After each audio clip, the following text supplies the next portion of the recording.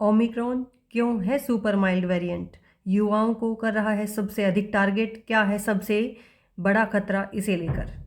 इस वीडियो में हम जानेंगे कि क्या इस पर वैक्सीन इफेक्टिव है या नहीं है, कौन कौन से इसके वेरिएंट्स आने अभी बाकी हैं कोरोना के, और आपकी कौन सी लापरवाही भारत में तीसरी लहर को लेकर आएगी, और सबसे इम्पोर्टेंट क्वेश्चन कि बच्चों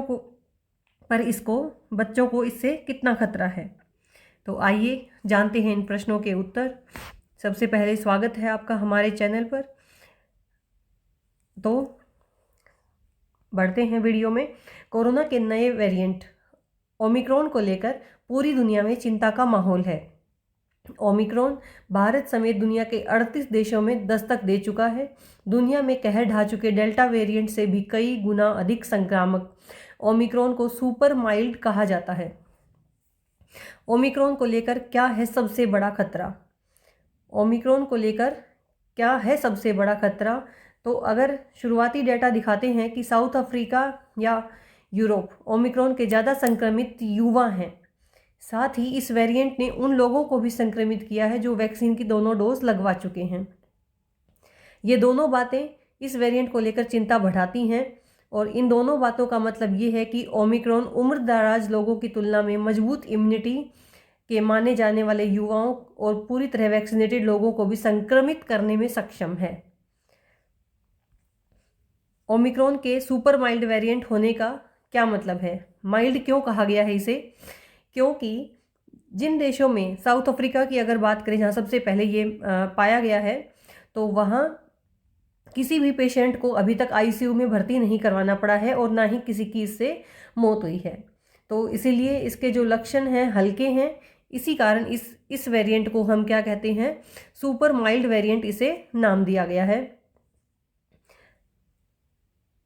इसके जो लक्षण हैं वो बुखार, गले में खराश, सिरदर्द जैसे आम कोरोना के लक्षण हैं। अब क्या है ओमिक्रॉन में सर्वाधिक संक्रमित देशों का हाल? देशों की अगर हाल की बात करें तो साउथ अफ्रीका में ये सबसे पहले आ गया था।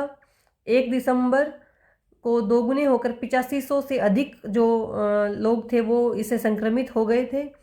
लेकिन क्योंकि अब ये माइल्ड है इसलिए इससे इतनी जो जान माल का जो नुकसान है वो अभी नहीं हुआ है।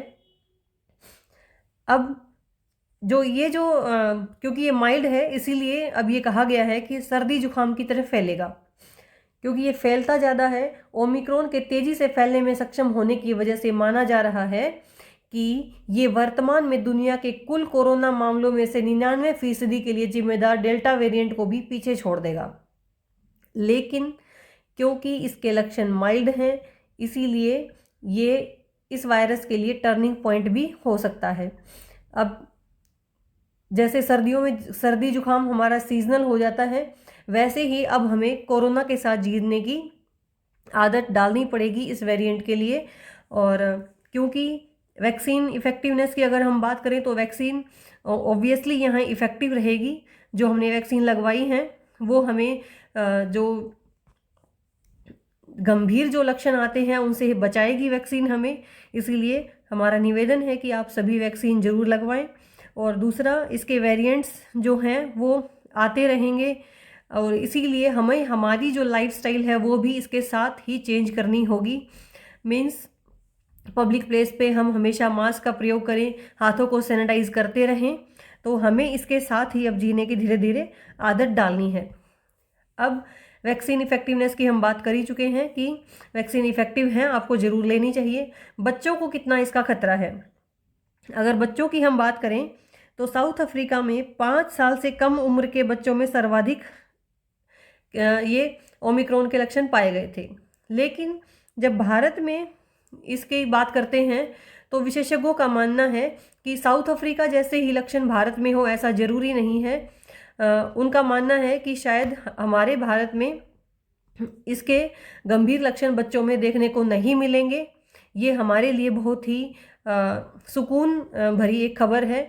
लेकिन फिर भी हमें अपने बच्चों का ध्यान रखना है, सफाई का ध्यान रखना है, मास्क का प्रयोग करना है, बच्चों को भी अच्छे से समझाना है। तो इसे अपनी एक रूटीन का हिस्सा बना लीजिए। इन चीज़ों को, मास्क लगाना, हाथों को सैनिटाइज करना, साफ़ सफाई रखना, भीड़ में ज़्यादा ना जाना, तो इन चीज़ों को आप शामिल कीजिए और स्वस्थ रहिए, अपने बच्चों का ध्यान रखिए और खुश रहिए।